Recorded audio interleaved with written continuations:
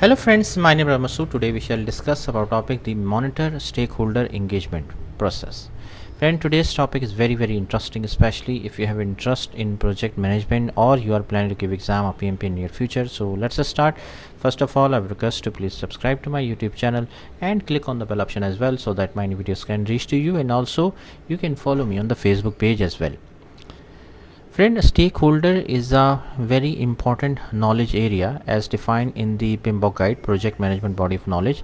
Stakeholder is can be a positive or a negative person having interest in a project.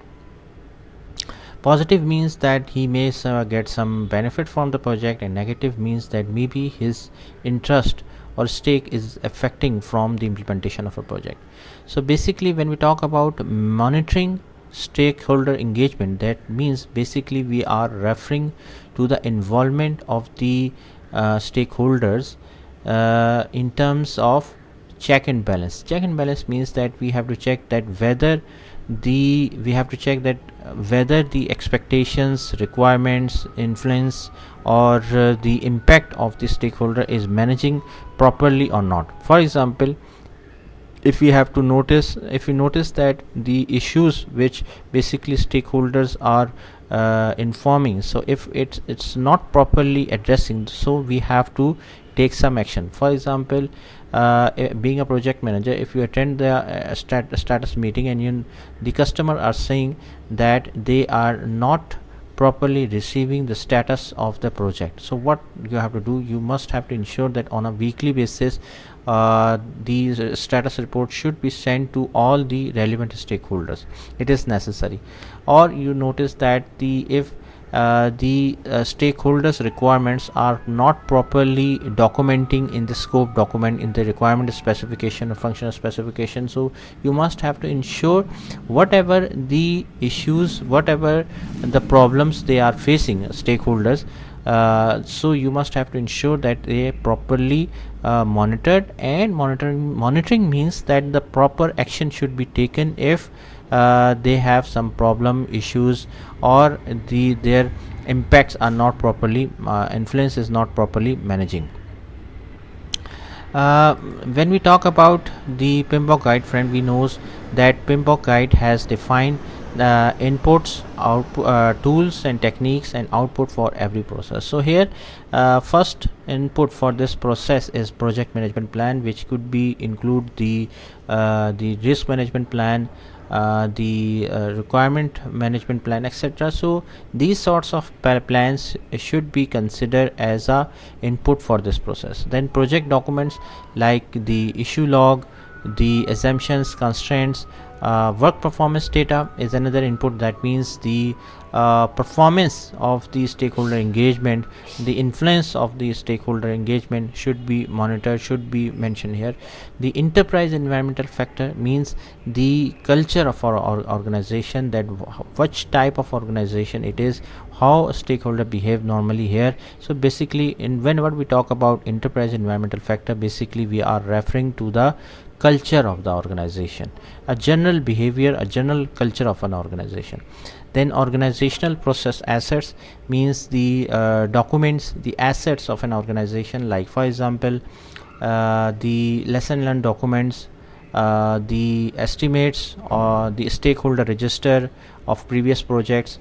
So all these are very important policies, procedures. These are very important documents which you should use as an asset for the implementation of a project. The tools are very important, like data analysis, the stakeholder register, the information which you are getting from the stakeholders, so you must have to analyze it. The data which you are getting from the stakeholders, you should have to be able to analyze it. Then decision making, based on the data which you get, you have to take the decision.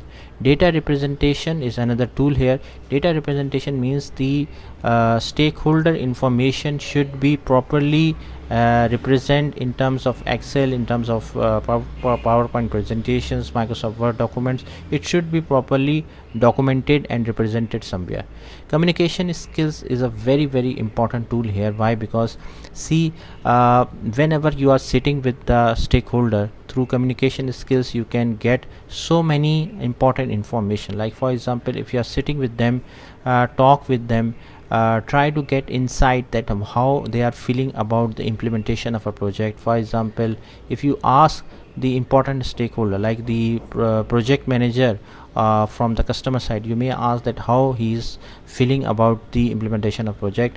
So you will get most of the time you will get the honest feedback from them. Why? Because from the verbal or non-verbal cues you can get an idea that how project is going. So communication skills is very important. Having lunch with them, having meeting with them, sitting with them, so you get so much real information or honest feedback that could be very helpful for the implementation of a project. Then interpersonal and team skills is also very important, like having relationships with them, having talk with the stakeholders. So interpersonal and team skills, soft skills, so these are very very important. Meetings means having a status meeting with them, steering committee meetings with them, talk with them, basically meet with the stakeholder and try to get their expectations, their requirements, their feelings about the implementation of project. If they are not happy, so you, as being a project manager, you should have to take the proper action for the success of a project. So first one, the output of this whole process is the work performance information. Work performance if you see the term work performance information, so whatever the work is going on, the performance would be evaluated, the information would be generated. For example, you can notice that for example the work should have to be completed in 1 month. So either it is completed, either it's not completed. If it's not if it is not going as per the required progress, so you have to take the action here. Then change request. After like for example, with you talk with the stakeholder and you realize that some change requests are required. For example, notice that the few of the requirements of the stakeholders are not properly documented in the scope document, so you have to modify the scope document. If there is any variation or deviation from the scope document, so change request should be added. Remember one thing, that change request is a proper procedure. After approving the change request, it will become a part of the scope document and the project plan actually. Then project management plan updates. That means after monitoring a stakeholders involvement, you realize that for example, you realize that the risk management plan needs to be updated. Few risks were missing and you need to add it. Stakeholder like requirement specification plan needs to be updated.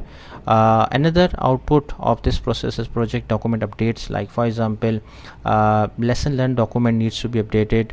The stakeholder register, issue log, assumptions, constraints could be updated whenever you talk with them, whenever you involve with the stakeholders. Like for example, you sit with the project manager from the customer side, you sit with the CTO, CO, and the project manager from the customer side. You realize that you need to update the issue log, you need to update the stakeholder register.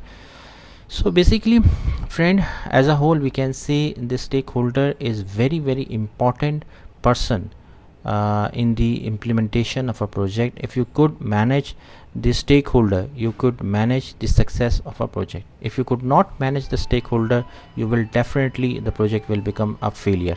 So monitoring is also important. Throughout the project you have to monitor, you have to manage the expectations, requirement, impact, influence of a stakeholder in a project, and wherever there is a need to take some action to manage these stakeholder involvement, you must have to take it accordingly. So friend, thanks a lot for watching the video. I hope you like this video. If you like it, please share it with your friends and colleagues, and thanks a lot for watching the video.